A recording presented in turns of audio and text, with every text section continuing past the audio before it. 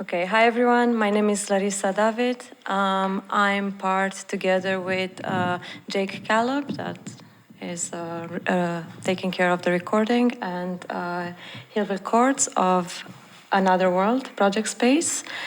And together we are here today with Ramón Jiménez Cárdenas and with Hedvig Koertz, that has been one of the collaborators for the show Modernism Without Modernity.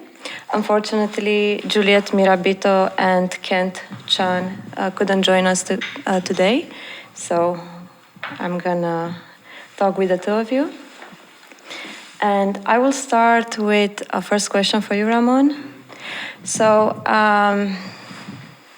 at the opening on March 16, you read this text that I'm holding in my hand, in which you talked about how modernity is a Western project of civilization, and you wanted modernism without modernity, so this project to seek alternatives to modernity. And just to give a small I'm just gonna say in 3 words was the text, maybe so people have an understanding of it.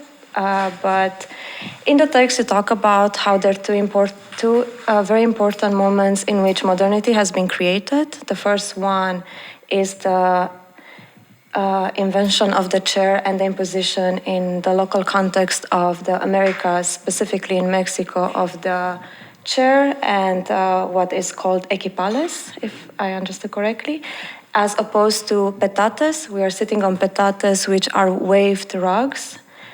And if the chair becomes a tool for the body, for the white body to sit above the ground, above the dirt, so in itself becomes the opposite of petates, which is on the ground, and it was used for any type of leisure activities, including for sex, or people were being buried with them or in them. So it has a large range of activities that was possible on them. And the second important moment in the text that you describe is the invention of electricity, and that allows for disconnection or connection and with other people and also with life. And so I was just curious, how was it for you to make an equipales? So one of the objects that you made for the show was an equipales. And I'm curious if you can talk about how was the process for you to make it, and how was it for you during the opening to sit on an equipales while everyone was sitting down, as we are now sitting down. So I'm curious, how was it for you to both make and have this relationship with the audience? Yeah, so the equipal is the chair that's downstairs in the show. That's orange with an orange seat, and it has metal that's woven together. And the process of making it is really almost like weaving one of these, but in a vertical manner. So taking the same architecture that's here in the horizontal rugs and assembling it to be used vertically as a chair. And I picked up all those materials from my neighborhood. So they're also all found materials, like the same way we worked with Hedvig. And the experience of sitting in a chair felt, I would say, very, like, it didn't feel odd. Like, it felt quite normal. Like almost like a position of, of assertivity. Also because I was like reading, almost like preaching this content. So I guess that's kind of like what felt normal to me about it. It would have been more strange to me to be doing the same at the ground level as everyone else. But something that I did wanted to happen was when we finished the reading and we carried the petates downstairs, to watch the video. That was a really nice action because, yeah, like we talked about, you get a feel for the object, its mobility from one place to another, and then recreating the same sort of stage that is built with these downstairs. I think you called it like an island. I think that it's a nice word for how it kind of like connects everybody in the audience. Yeah. Okay, and staying a bit more with this text, at the end of it you have a paragraph from Jose Vasconcelos from a text called The Cosmic Rays, La Raya Cósmica. And in it, the author talks about the anesthetics of tropics. And to quote from the text, because the new aesthetic will try to conform to the endless curve of the spiral, which represents free desire, the triumph of being in the conquest of the infinite. So I was wondering how, in making or working at Another World, if this quote stay with you, or was it something that you were working around, or was it? Yeah, maybe you can tell me about more. How do you feel about this quote? Yeah, it's a nice question to think about the spiral, also in the relation maybe of making works. Maybe how we were bouncing from my objects to your objects. Yeah, when he talks about that quote, he's talking also about when you're in the tropics, in a tropical environment, there's no need for closed structures. So he's also like calling for constructions that go back to the pyramids and are no longer like roof. Says that the need for the roof will be gone. So I think he's also talking about like a certain like lingering that happens when you don't have a roof over your head, like a more like a wandering state. There's also this very like common architectural feeling, like when you're in a place with a roof, it's meant to like work and be facing down, like concentrated, and when there's no roof, you're meant to be contemplating, which is also talked to like in relation to churches. Because they have like a higher ceiling, so they're meant to be like in awe of something else. Yeah. And I guess this I will extend the question to both of you now. So at the opening, you had you presented this text, and then there was also a video by Kent Chan. Maybe you can tell me a bit more about why did you select that video, and how do you feel it works in the project? Yeah, that's a nice question. Also, yeah, because this video is also quite particular for Kent. I think because it was made during the pandemic, so it feels a bit different than other of his films. And I think in the film, he also exports some ideas or imports some ideas from the tropics, where he's from, and kind of speculates how those ideas would carry out here. Like if there was no more of these, like if we lived in a world of like constant flooding, how we could navigate that. If I remember correctly, it was about people who live in the sea, yes, and the people who don't live at the sea. Yes. And yeah. Yeah, so it speculates this future where everything is consumed by water, so there's very few land left, and it narrates the people that come back quite often to visit the land to get like a feeling of what does he call it in the video? Like not forgetting, like remembering with your body.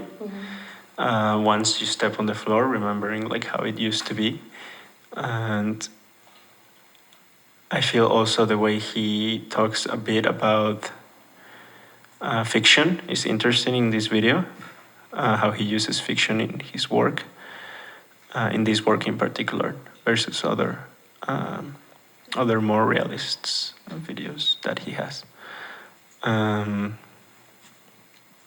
Yeah, I was also thinking about him when making the mural with Juliet, because of the different mythologies that create these iconographies that are placed into the mural. Yeah. And maybe I'm curious to hear also about your collaboration between Ramón and Hilvil. Maybe how was the process for the two of you to work together in the space? I'd like to say something about that. We started talking about collaborating quite a while before the residency period. And then we were kind of, our preparation were more like talks about quite large topics, like modernism, art schooling, preferences in aesthetics and materialities and these kind of things. So it was not really like super pinned down what it was we were going to be doing exactly. But we agreed on that. Well, first we actually said I was going to make a series of sculptures for the show, because Ramón in the beginning was positioned more as a curator who was inviting other artists in. But then it gradually kind of turned into the idea that we were going to do actually a collaboration. And also the form of working, at least from my perspective, I feel that it changed from how I saw it in the beginning, because I first thought that how I usually work in my practice is that I'm like doing a research and I'm kind of working very long on, for instance, one object or something like that. And for this, we actually ended up just coming together for some sessions where we both brought materials. And we found out that we had like a lot in common in how we approach materials. So we like both are collectors and we kind of, I guess, I would say I'm almost a bit of a scavenger. Like I find materials and I don't know what I want to do with them, but I just enjoy them and I kind of explore them. And Ramón has an amazing grandmother in Mexico who gives him dried cactus leaves and other like really peculiar things. And then we started in a quite, I would say, intuitive way to combine these. And so for me, during that process, we weren't talking that conceptually about what was the relation, but I felt that the talks we had before, in a way, were kind of underpinning what we were doing, because, like for me personally, there were some reflections about maybe like aesthetical preferences and like schooling, for instance, that I've always felt that minimalism and like minimal sculpture has been a big influence for me, but it's also kind of something that I have kind of hate-love relationship with now. And that it's just becoming aware of like the specificity of where you're schooled. And then I found it so interesting because that Ramón draws so much on like his background, and I can also learn a lot from that. So yeah, that's kind of a bit how it went. Yeah. Okay, I must ask about the cactuses. Like like were they? Do you have them for a long time? Like I should mention downstairs in the exhibition space, there's 2 dry cactuses. Yeah. Also some here. Yeah. Are they dried by your grandmother, or? Yeah. So. Is there is there any reason to dry them, or is that? No, I think they dry by themselves and then she picks them up. And yeah, she does that with a lot of things. I was thinking more about that because I think it started since I was a kid. Like we would collect shells, and it was like, yeah, just like a moment for the two of us to bond. And she always kept up like picking up stuff from her walks. And whenever I go home, like she'll have something new for me. Yeah, which is like a nice way of working, like branches and stuff. And sometimes she makes objects with these seeds and stuff that she picks up herself. She also gives a lot of them to my dad, who's also an artist. So I think in a way she also thinks of herself as an artist, but maybe sometimes is like a bit afraid to make things. Yeah. And then yeah, sometimes I take stuff and I don't really know what I will do with it. I just like hold it for a really long time. And I think Hedvig too works the same way, which was a nice way to make objects together. And yeah, that's the story of the cactus. So we should put your grandmother as a collaborator for the show. Well.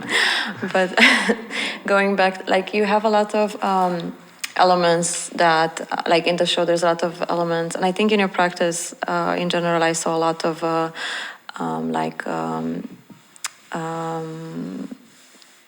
wood and dried. Yeah, you have the dried cactuses, and you have the. Branches, yeah, that's the word. Thank you. Thank you. So you use that a lot. Maybe you can you tell me a bit more about it? About collecting stuff. Yeah, I guess outside of the things my grandma gives me, the things that I collect are mostly, I think of them as like building an archive of materials constantly.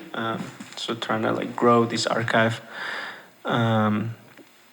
physical stuff, not always playing as much with it. Like sometimes something that I noticed also from Hedvig is that she will collect these like flat materials and try to iron them together into a 3D stuff, but I don't do a lot of that. I kind of like just hold it, but it's like something nice that I learned. I think that I should start playing with things more rather than waiting for like a moment to activate them.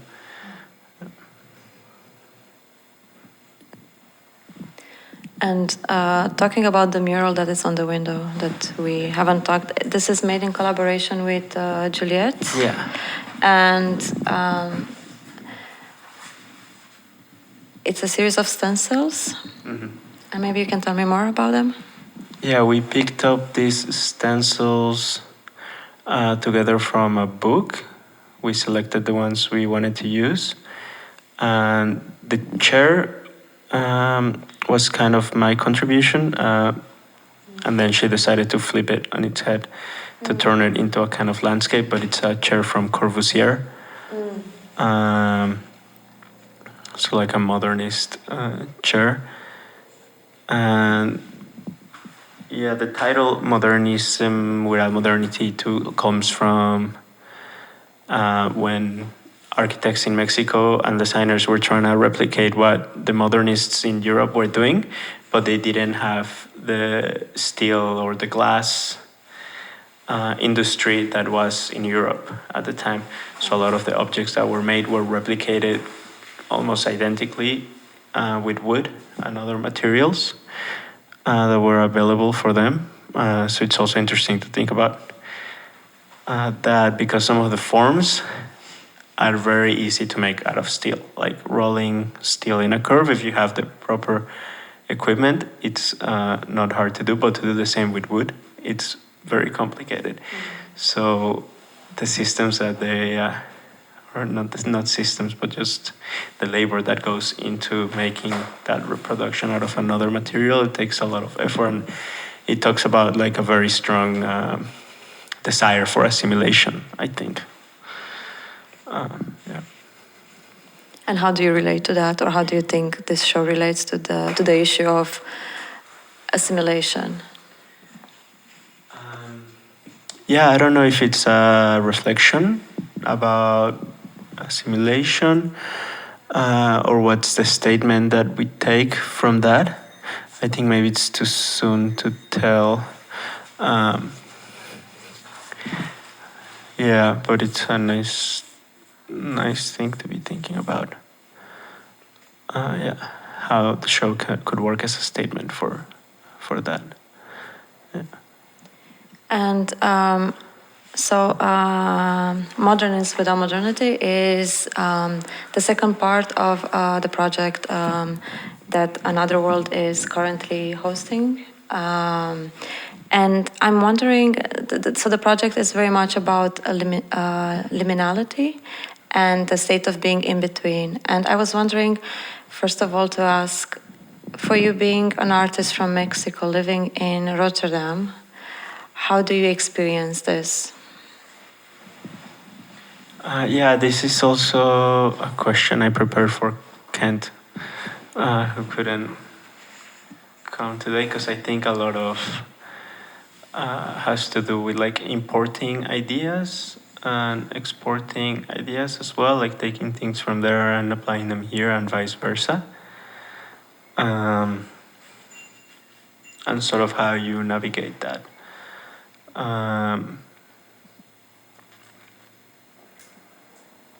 Yeah, because I think Kent is very careful around that as well.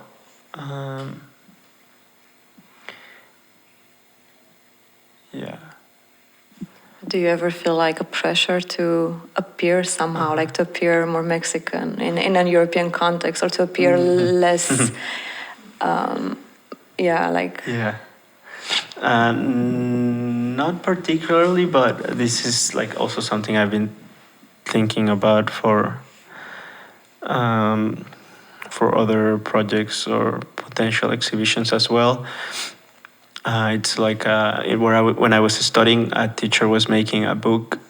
A design tutor was making a book called The Autoethnographic Turn, and it's about how designers are now looking into their own cultural backgrounds, as histories, as archives, and always kind of like making work around that. But if you take, for instance, drug design, that is this Dutch design movement from the 1950s, I think, a bit later than that. They were also being quite autoethnographic in their practice. Like everything they did had to do with the Netherlands, the soil in the Netherlands. But nobody was saying that they were autoethnographic. It was just their work. And I also think that if I present work in Mexico as well, it's just kind of like seen as my work, and not under like, like another framework. And for you, Hilvil, how is to participate in this project as being part of Another World, and also, I don't know, reflecting on questions of liminality together with Ramón?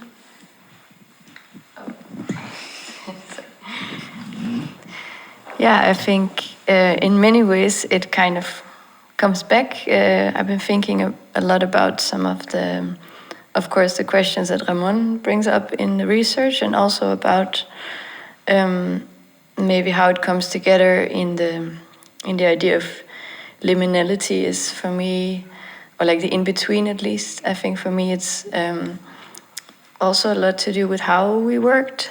And like I think for most artistic practices, it's like a question of how, especially if you worked for a bit longer, like how do you work? How do you make time for your work? And how do you do you ever get to some kind of flow, or are you always like looking for some kind of consistent time frame to work in or something? And I think for this, I kind of tried to let it go a little bit. It was actually very difficult to let it go, but once I did, I really enjoyed it.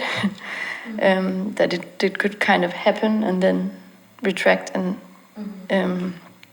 then also that the things that came out were, for me, a bit more process oriented and a bit more kind of not settled. Like the last thing I did, it was very like I spent a long time on positioning them and trying out so many things, which is also a really wonderful way to work. But I like that this feels more gestural and kind of spontaneous, which I really think fits the energy of the attitude of the show. And also what I found fascinating from the beginning was that, so the other parts of the programming we have are artists who are developing a show, but for this one it's like Ramon's the curator, but he's also participating, and I'm a host here, but I'm also an artist in the show, so there is like this kind of funny switching around of all the roles, which I think is also in itself kind of a bit rebellious or refreshing, at least in like how we see these formats. And I think what we also want to do here at Another World, like when we're talking about experimenting with formats and creating space for dialogue. So.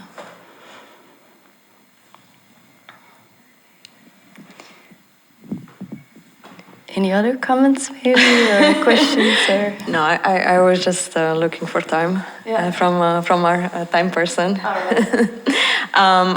I think it's for me.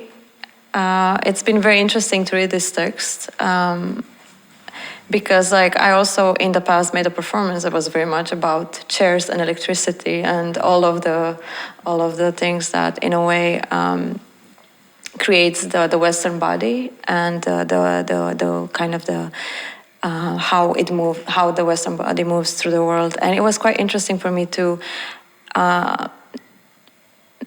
read this text and stay with it, and like to think also through a aesthetics of tropics and and like the spiral. I think that was really exciting for me to think about the spiral, and I guess opposed to the rigid lines of the West. And I guess this is also what's happening here a lot in the space. There's like there's a lot of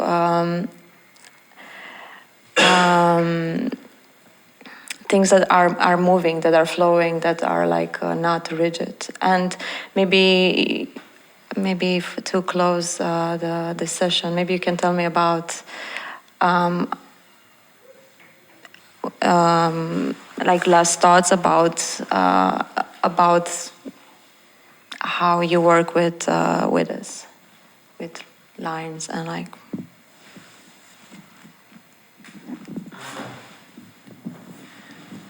Yeah.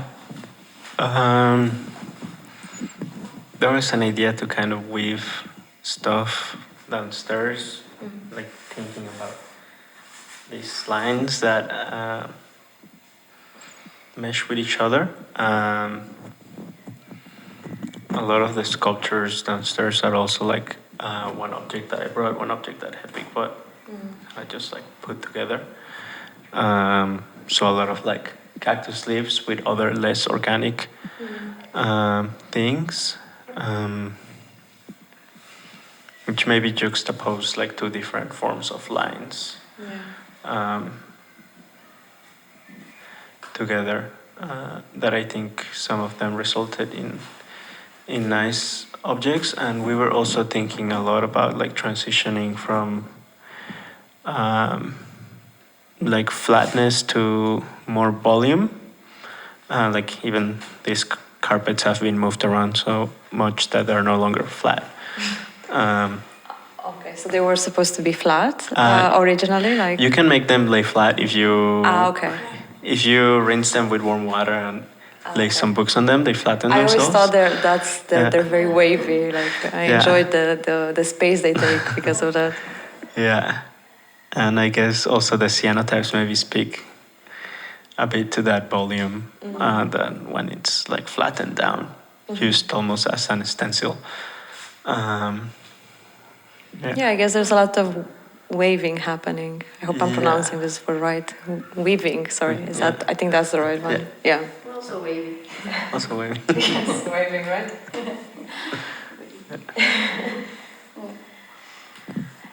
Is there any questions you would like to ask from the public?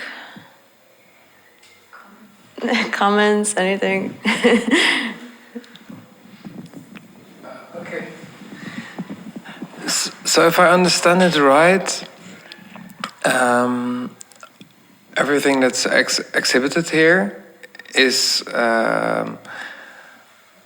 collected, and some materials from your grandmother, but also some material is found on the streets here in Rotterdam.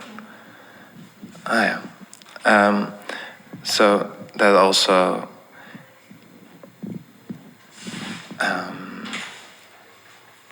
I don't know. I just wanted to ask that because it's interesting for me because that's also this. Yeah, I really like what I saw downstairs. This weird clash between the cactus leaf and this synthetic material. Oh, okay. Thank you. Yeah, just to add something, like I think that that what you're talking about, like the merge between this kind of synthetic and organic, as you called it, material. Like I think, for me, a lot of the fascination with the materials that I have been collecting is also like these kind of like partly industry or built materials, but then sometimes I really like it if they also took shape from something that happened to them. So like those pieces of styrofoam, I don't think I would have picked them up if they were just blocks or something, but I quite like that they've been shaped by something. I don't even know what, like, but that's often the kind of things I fall for. So it's like something industrial that has maybe undergone an organic process, or if you have like a sheet of something which is, let's say, new, then still like what happens to it if you expose it to something, or if you like just with your hands sit with it and kind of weave it or do some other gesture to it. So it's just a reflection on the material choice.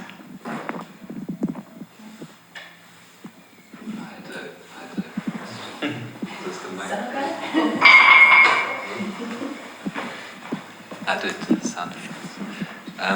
It's maybe not so much a question, but a comment. There was this really interesting thing that you said about like the modernist designs being made in different materials that actually made them much more labor intensive. And like, correct me if I'm wrong, but that's the opposite of the modernist ideology, right? Of producing things that are easily made, that take less effort, that make life easier. That's always in my head what the Bauhaus, their principle was. So it's quite fascinating to hear that there was this desire to, you said, I guess, imitate, or to make yourself part of this modernist world, but at the same time making it more difficult for yourself or for the people who are making these objects for you. I thought that was very interesting contradiction. Yeah, I guess it happens in more territories than just the South. Yeah, that's kind of like where I'm trying to go with my research as well. Yeah. Is this an ongoing research? Yeah. Okay. Yeah, there are some like really nice visual examples of like quite literally the same chair, just in different materials.